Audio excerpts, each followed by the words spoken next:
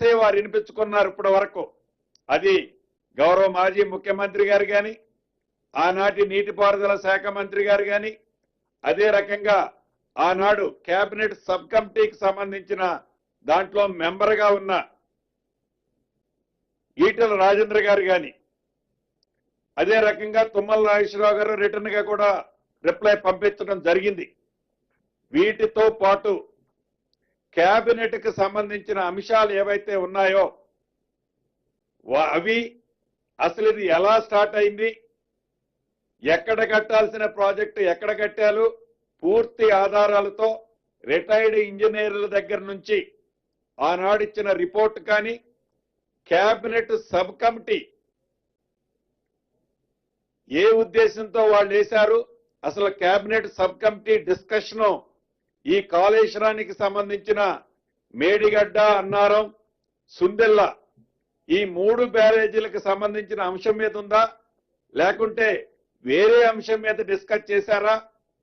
వారి cabinet sub committee ఇచ్చిన report cabinet లో అప్రూవ్ అయిన తర్వాత ఆ కేబినెట్ అప్రూవ్ అయిన అంశాలని ఆనాటి పనుల్లో వారు ఇంప్లిమెంటేషన్ చేశారా లేదా అన్నది కూడా రేపు కాళేశ్వరం సబ్ కమిషన్ ముందు పూర్తి వివరాలతో రాష్ట్ర ప్రభుత్వ పక్షాన పూర్తి వివరాలతో రిటర్న్ గా ఇవ్వాలని కేబినెట్ ఈ రోజు నిర్ణయం చేసిన దాంట్లో అదొక అంశం ఉంది.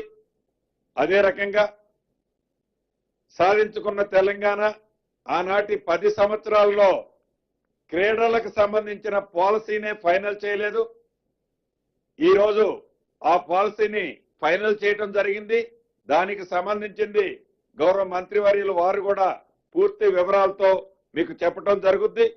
అదే రకంగా 2047 విజన్ కి సంబంధించిన అంశాన్ని అన్న ప్రభాకర్ అన్న చెప్తారు. అదే రకంగా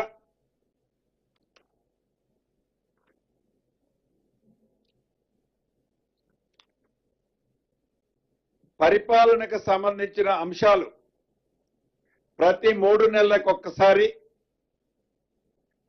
కేబినెట్ ప్రతి 2 నెలలకు ప్రతి నెలకి 2 సార్లు జరిగే అంశాలని ప్రతి క్వార్టర్లీ ఏదైతే ఈ కేబినెట్ లో జరిగిన అన్ని అంశాలు ఇంప్లిమెంటేషన్ ఎంతవరకు వచ్చాయి, విధి విధానాలు ఎంతవరకు వచ్చాయి, అది కార్యరూపం దాల్చిందా లేదా అనేది డెఫినెట్ గా ఎవ్రీ క్వార్టర్ ఒక రివ్యూ పెట్టుకోవాలని ప్రతి నెల 2 సార్లు కేబినెట్ సమావేశం జరుపుకోవాలని కేబినెట్ లో ఈ రోజు ఆ నిర్ణయం కూడా తీసుకోవడం జరిగింది.